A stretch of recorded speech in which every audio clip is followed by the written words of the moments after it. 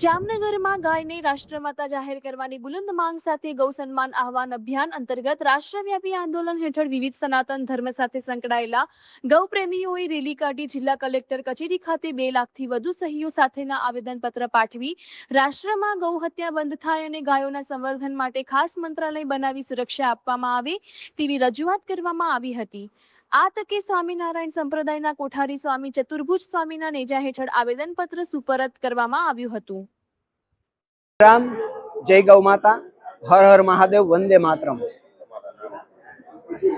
મારું નામ રસિકભાઈ અમરેલિયા, વિશ્વ હિન્દુ પરિષદમાં મહાનગરમાં મંત્રી તરીકેની જવાબદારી સંભાળું છું અને આ ગૌ ગતિવિધિ છે એમાં ગૌ સન્માન આહવાન અભિયાનની જવાબદારી જામનગરની હું સંભાળું છું।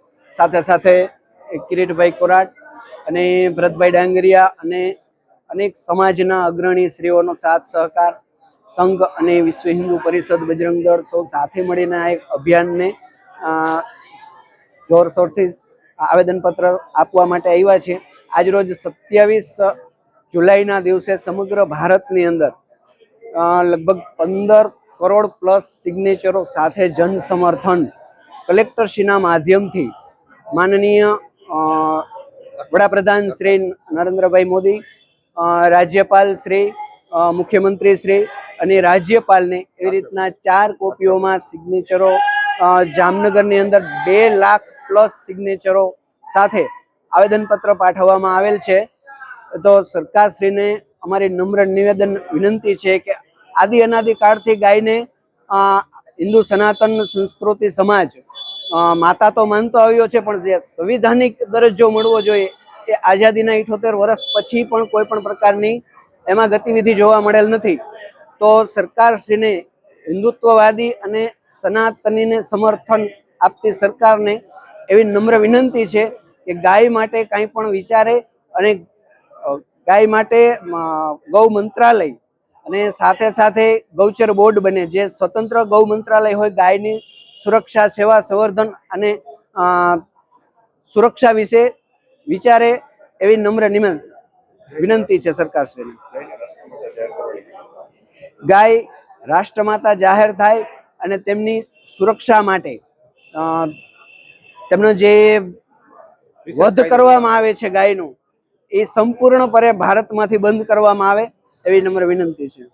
આટી કે પછી કોઈ સંસ્થા કે સંગઠન દ્વારા ચલાવવામાં નથી આવતું, આખા ભારતની અંદર સાધુ સંતો અને ગૌ ભક્તો દ્વારા ચલાવવામાં આવતું અભિયાન છે। સરકારશ્રીની વિરુદ્ધમાં નથી, સરકારશ્રીને પ્રાર્થના જ કરવા માટે આવેદનપત્ર આપવામાં આવેલ છે।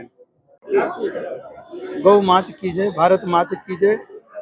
આજે ગૌ સન્માન આવાહન અભિયાનના માધ્યમે ગૌ માતાની સુરક્ષા, સેવા અને સન્માન માટે આવેદનપત્ર કલેક્ટરશ્રીની ઓફિસે આપવામાં આવ્યું છે।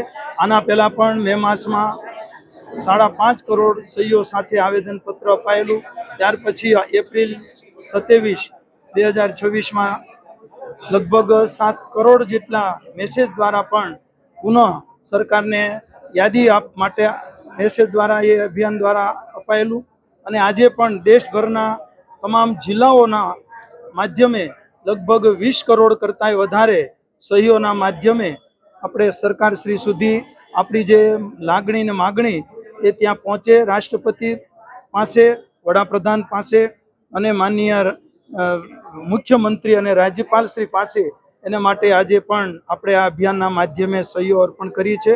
તો સમાજ ગૌ સેવા, ગૌ સન્માન અને ગૌ સુરક્ષા માટે આ અભિયાનમાં વધારે જોડાય અને સરકારશ્રીને પણ આપણે અપીલ કરીએ, પ્રાર્થના કરીએ કે આમાં ખાસ લોકોની લાગણી અને માગણીને ધ્યાનમાં રહી અને આ કાર્યમાં વધારે ને વધારે વહેલું લોકોની માગણી પ્રમાણે પૂર્ણ થાય, એને માટે કંઈક નવો નિયમ કાનૂન તૈયાર થાય તો રાષ્ટ્ર સુરક્ષિત રહેશે, સમાજ સુરક્ષિત રહેશે અને સંસ્કૃતિ અને ધર્મ એને કારણે સમાજના તમામને આશીર્વાદ મળી રહેશે।